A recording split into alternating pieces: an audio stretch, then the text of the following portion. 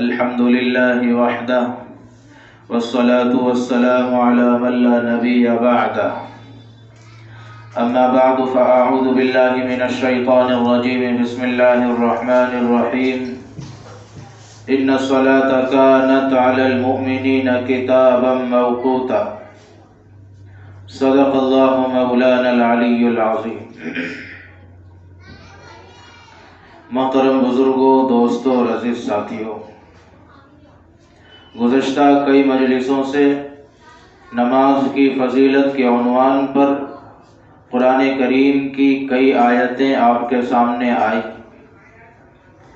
آج کی اس مجلس میں بھی قرآن پاک کی کچھ اور آیتیں جو نماز کی فضیلت سے متعلق ہیں ان کو بیان کرنا مقصود ہے۔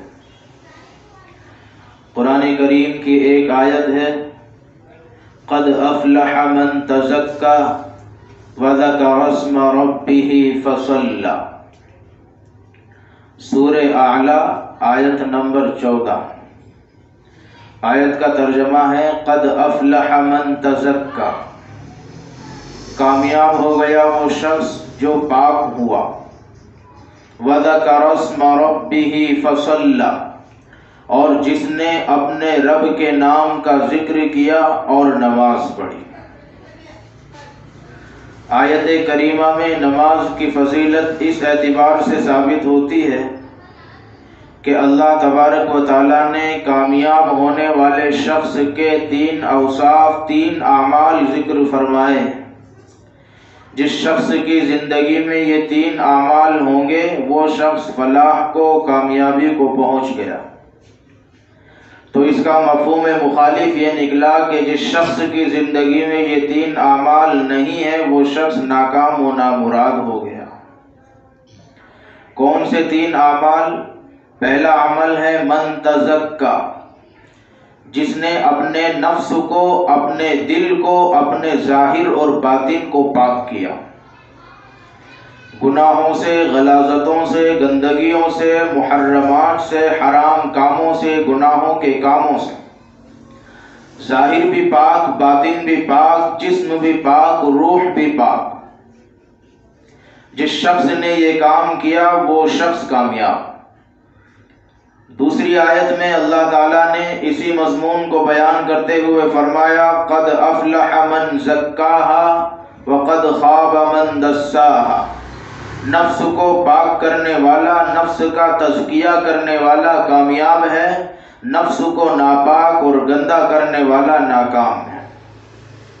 تو گویا اصلاح ظاہر کے ساتھ اصلاح باطن، جسم کی اصلاح کے ساتھ روح کی اصلاح بھی ضروری ہے۔ روح کو، باطن کو، نفس کو اور دل کو، دل کی اور روح کی تمام بیماریوں سے پاک کرنا، صاف کرنا ضروری ہے۔ باطن کی بیماریوں میں حسد، بغض، نفرت، عداوت، کدورت، دشمنی، جلن، یہ ساری چیزیں نفس کے ساتھ، دل کے ساتھ اور باطن کے ساتھ متعلق ہیں۔ کچھ گناہ وہ ہیں جن کا تعلق انسان کے اعضاء کے ساتھ، انسان کے ظاہری جسم کے ساتھ ہے۔ جھوٹ بولنا، غیبت کرنا، جھگڑے کرنا، کسی کا حق مار لینا، کسی کو گالی دے دینا، سود کھانا، یہ وہ گناہ ہیں جن کا تعلق اعضاء کے ساتھ ہے، انسان کے ظاہر کے ساتھ۔ مگر ظاہری گناہ وہ ہیں جن کو دوسرا انسان دیکھ سکتا ہے، محسوس کر سکتا ہے۔ باطنی گناہ وہ ہیں جن کو دوسرا انسان محسوس نہیں کر سکتا، وہ انہیں دیکھ نہیں سکتا سوائے اس آدمی کے جس کے اندر یہ گناہ پائے جاتے ہیں اور اس کے اللہ کے۔ دل کے اندر حسد ہے، کینہ ہے، نفرت ہے، دشمنیاں ہیں، جلن ہے، کپٹ ہے، بغض ہے، یہ چیزیں پڑوس والا، ساتھ میں رہنے والا نہیں جان سکتا۔ یہ تو جس کے دل میں ہے وہ، اور جس نے اس کو پیدا کیا یعنی اللہ تبارک و تعالیٰ ہی جانتا ہے۔ تو اللہ تعالیٰ فرماتے ہیں من تزکا، قد افلح من تزکا، کامیاب ہونے کے لیے پہلی شرط ہے نفس کا تزکیہ، کامیاب ہونے کے لیے پہلی شرط ہے دل کو غلاظتوں سے، گناہوں سے، تمام گناہ، دل کی بیماریوں سے پاک کرنا۔ دوسرا عمل اور دوسری شرط کامیابی کے لیے بیان فرمائی، وَذَكَرَ اسْمَ رَبِّهِ، رب کا ذکر کرنا، اللہ تبارک و تعالیٰ کا ذکر، یہ انسان کی کامیابی کے لیے دوسرا عمل اور دوسری شرط ہے۔ اور کیوں نہ ہم اللہ تبارک و تعالیٰ کا ذکر کریں کہ ہم اور ہمارے ذات سے لگتی ساری چیزیں اللہ کی مرہون منت ہے، ساری چیزیں اللہ تبارک و تعالیٰ کی عطا کردہ دی ہوئی ہیں۔ جو جس ذات کا، جس ہستی کا ہم پر اتنا احسان ہے، تو کیا ہمارے اوپر اس ہستی کا یہ حق نہیں بنتا کہ ہم رات دن میں ایک تسبیح کم سے کم 100 مرتبہ اس کا نام اپنی زبان سے لے لیں، یعنی اس کا ذکر کر لیں۔ ذکر میں اللہ اللہ بھی آدمی کہتا رہے گا، یہ بھی ذکر ہے، سبحان اللہ کہتا رہے، یہ بھی ذکر، الحمدللہ پڑھتا رہے، اللہ اکبر پڑھتا رہے، یہ بھی ذکر۔ تو ذکر سب سے آسان، سب سے ہلکی اور سب سے خفیف عبادت ہے، مگر وزنی، ثواب کے اعتبار سے، درجوں کے اعتبار سے کافی وزنی ہے۔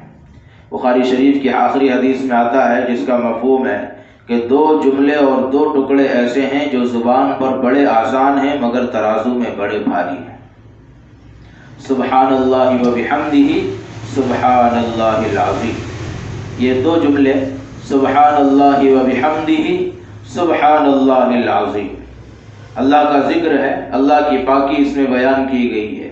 حدیث میں ہے کہ یہ 2 جملے زبان پر بڑے آسان ہیں، آدمی 100 نہیں 1000 مرتبہ بھی دن میں پڑھنا چاہے تو چلتے پھرتے، اٹھتے بیٹھتے، کھاتے پیتے لیٹتے، ہر حالت میں یہ 2 جملے وہ پڑھ سکتا ہے اور ہزاروں کی گنتی میں پڑھ سکتا ہے۔ اور فرمایا کہ جب یہ ترازو میں تولے جائیں گے، میزان پہ ان کو رکھا جائے گا تو بڑے بھاری اور وزنی ہوں گے، بڑی بڑی عبادتیں ان کے آگے وزن کے اعتبار سے چھوٹی ہو جائے گی۔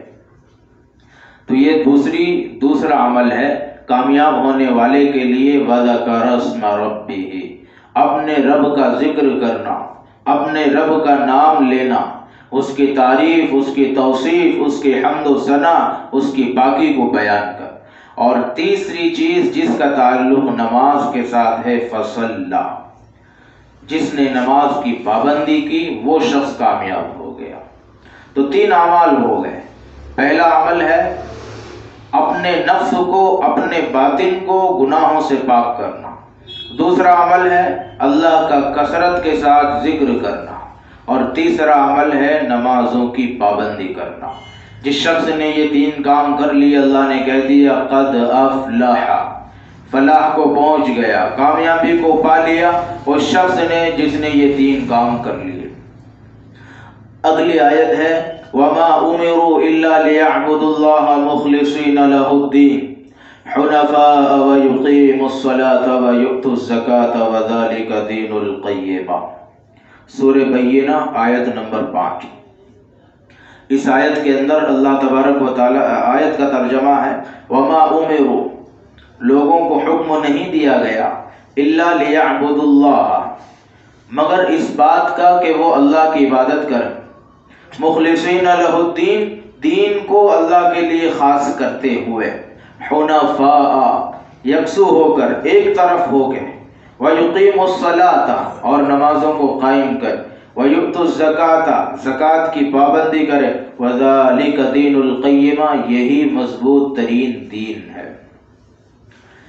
تو اس آیت کے اندر اللہ تبارک و تعالیٰ نے لوگوں کو چند چیزوں کا حکم دیا، اس میں پہلی چیز ہے توحید، وَمَا أُمِرُوا إِلَّا لِيَعْبُدُوا اللَّهَ مُخْلِصِينَ لَهُ الدِّينَ، مخلصین لہ الدین کا حصہ اور جز بتاتا ہے کہ آیت میں توحید کو پہلے نمبر پہ بیان کیا، یعنی عبادت میں کسی اور کی حصہ داری نہ ہو، عبادت میں کسی اور کی شراکت نہ ہو، عبادت میں کوئی اور داخل نہ ہو، صرف اللہ کی عبادت ہو۔ دوسرا حصہ ہے حنفاء، یکسو ہو کر، ایک طرف ہو کے، دل جمعی کے ساتھ، دل کی اطمینان کے ساتھ اللہ کی عبادت کرے۔ اور تیسری چیز بیان فرمائی وَيُقِيمُ الصَّلَاةَ، نماز کی پابندی ہو، چوتھی چیز وَيُؤْتُ الزَّكَاةَ، اور زکوٰۃ کی پابندی۔ یہ 4 کام کرنے والوں اور 4 کام کرنے والوں کے لیے اللہ نے فرمایا وَذَلِكَ دِينُ الْقَيِّمَةِ، یہ لوگ صحیح اور مضبوط دین پہ چلنے والے ہیں۔ اگلی آیت ہے فَوَيْلٌ لِّلْمُصَلِّينَ الَّذِينَ هُمْ عَنْ صَلَاتِهِمْ سَاهُونَ الَّذِينَ هُمْ يُرَاءُونَ وَيَمْنَعُونَ الْمَاعُونَ، سورہ ماعون آیت نمبر 4، جس کو ارأیت الذی کی جو صورت ہے اس صورت کی یہ آیت ہے۔ فویل للمصلین، آیت کا ترجمہ ہے ہلاکت اور بربادی ہے نمازیوں کے لیے۔ الذین هم عن صلاتهم ساہون، وہ نمازی جو اپنی نماز میں غفلت اور سستی برتتے ہیں۔ الذین هم یراؤون، اور وہ نمازی جو ریاکاری کرتے ہیں۔ وَيَمْنَعُونَ الْمَاعُونَ، اور وہ لوگ جو زکوٰۃ کو روکتے ہیں۔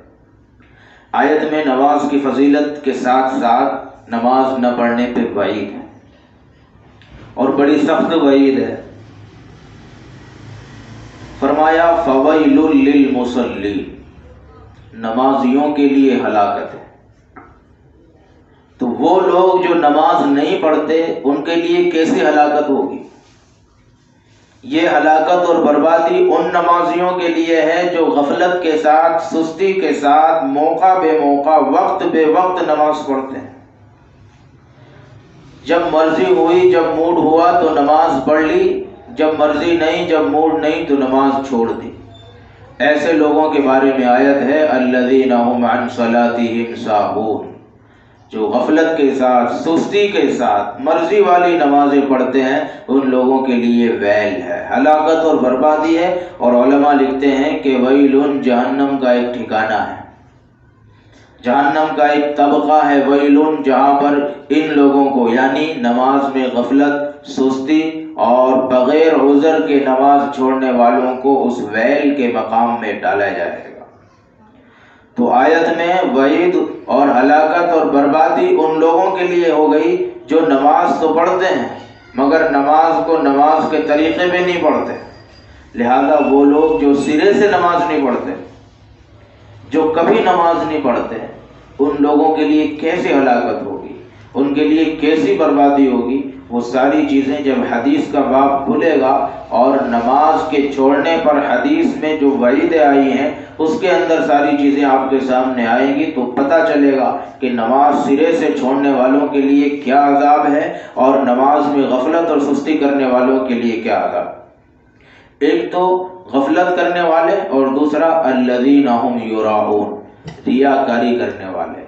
اس آیت کا تعلق نماز کے ساتھ بھی ہو سکتا ہے اور نماز سے ہٹ کے بھی ہو سکتا ہے۔ جب نماز کے ساتھ آیت کو جوڑیں گے تو مطلب یہ ہوگا جو لوگ ریاکاری کی نیت سے نماز پڑھتے ہیں، جو لوگ لوگوں کو دکھلانے کی نیت سے نماز پڑھتے ہیں، جو لوگ لوگوں کو خوش کرنے کی نیت سے نماز پڑھتے ہیں، یا جو لوگ اس نیت سے پڑھتے ہیں کہ لوگ اس کو نمازی کہیں گے، لوگ اس کی نماز کی وجہ سے اس کا احترام کریں گے، اس کا اکرام کریں گے، لوگ اس کے نمازی ہونے کی وجہ سے اس پہ اعتبار کریں گے، اس پہ اعتماد کریں گے اور بھروسہ کریں گے، اگر اس نیت سے کوئی نماز پڑھتا ہے تو قرآن کہتا ہے فوائل، ایسے لوگ بھی ہلاکت اور بربادی کا شکار ہوں گے۔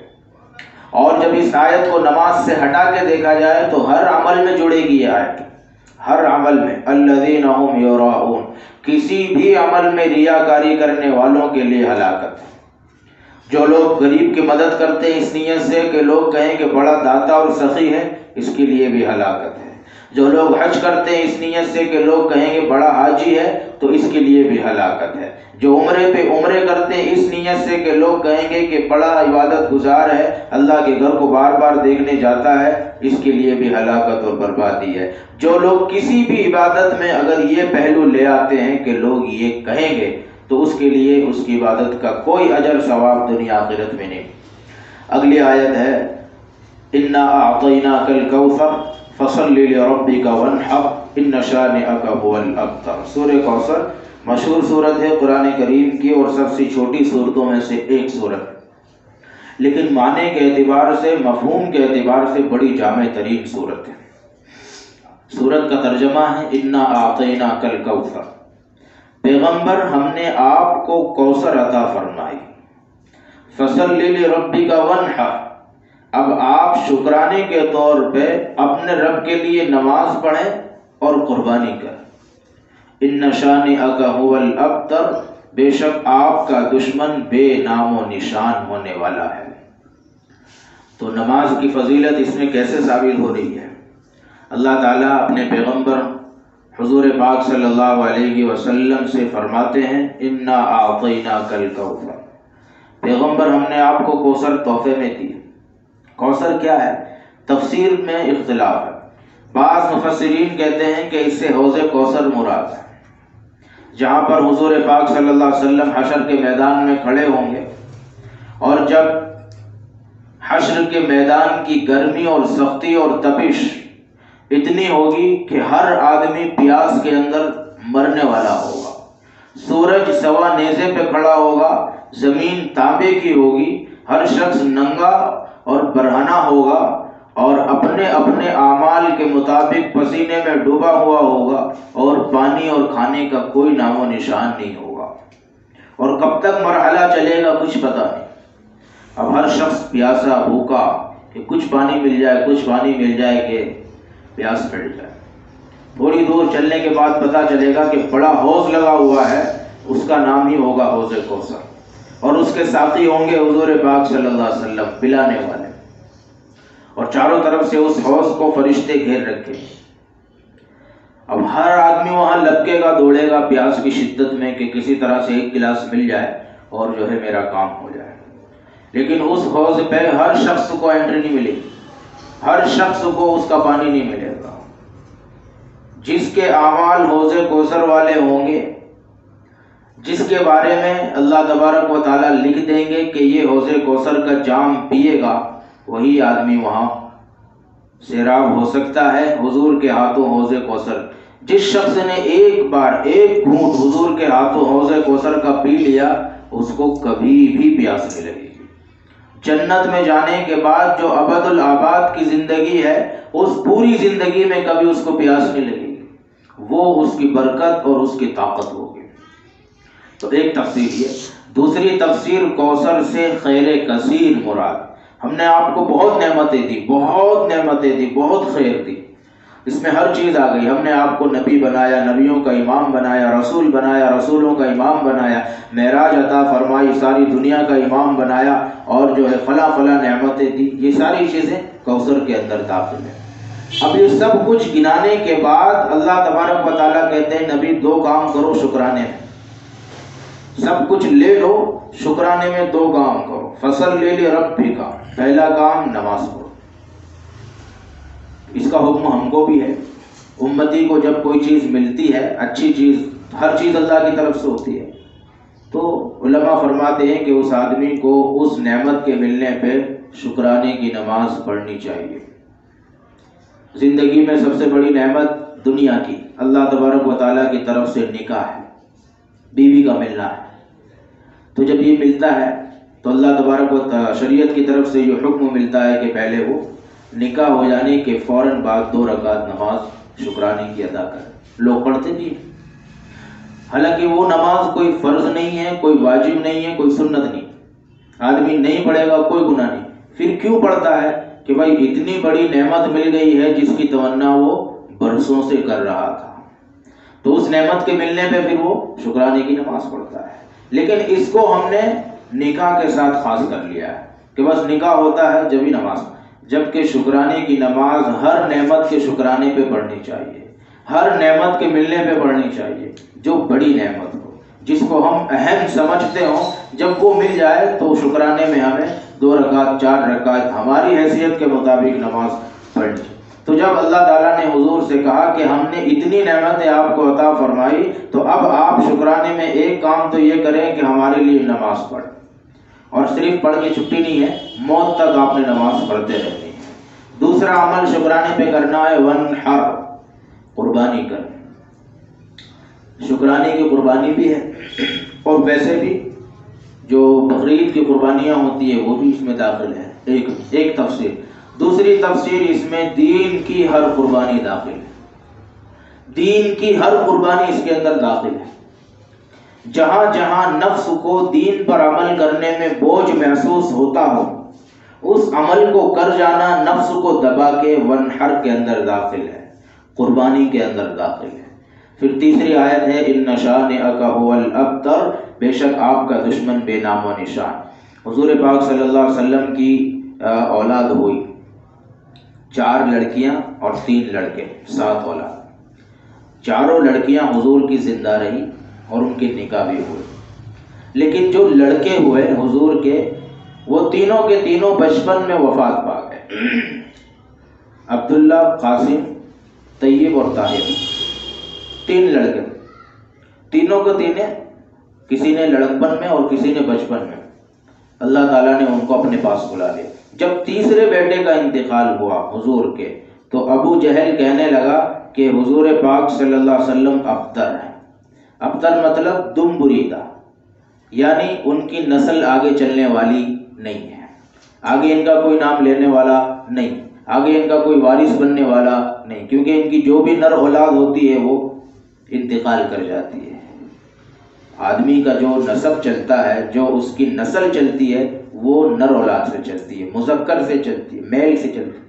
فیمیل سے اس کا حسب نسب اور اس کی نسلیں نہیں چلتی، عورتوں سے نہیں چلتی، تو لڑکوں سے چلتی ہے۔ اور حضور کا تیسرے لڑکے کے انتقال پہ ابو جہل کہنے لگا کہ حضور کی نسلیں اب نہیں چلے، جب تک یہ زندہ ہیں ان کا دین زندہ ہے، جب یہ انتقال کر گئے تو چونکہ ان کے بعد ان کا کوئی وارث نہیں ہے جو ان کی جگہ لے سکے، تو ان کا دین وہیں ختم ہو جائے گا، اسلام وہیں ختم ہو۔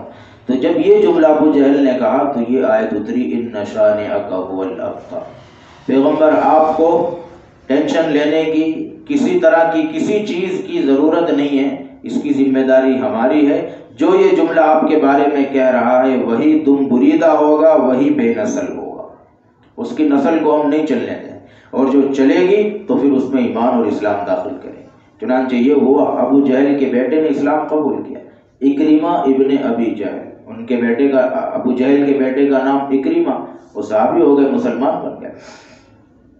تو حضور پاک صلی اللہ علیہ وسلم کو یہ تسلی دی، اور ساتھ میں اس میں حکمت یہ تھی کہ لوگ یہ نہ کہیں کہ اس میں وراثت چل گئی۔ حضور پہلے نبی تھے اور حضور نے سب کچھ چلایا، حضور کا انتقال ہوا تو ان کا بیٹا جو ہے حضور کی جگہ پہ آ گیا، اب وہ ان کا وارث بن گیا، اب وہاں سے گدی چل رہی ہے۔ وہ سلسلہ ہی ختم، لوگوں کی زبان ہی بند، اور لوگوں کو اور بولنے والوں کو یہ بتا دیا کہ حضور کی نر نسل نہ ہونے کے باوجود بھی اللہ کا دین مٹا نہیں ہے، حضور کی نسل آگے نہ ہونے کے باوجود بھی اللہ کا دین ختم نہیں ہوا، وہ دین چلا اور قیامت تک چلتا رہے گا۔ اللہ تبارک و تعالی ہم سب کو کہنے سننے سے زیادہ عمل کی توفیق عطا فرمائے۔ وما علینا الا البلاغ۔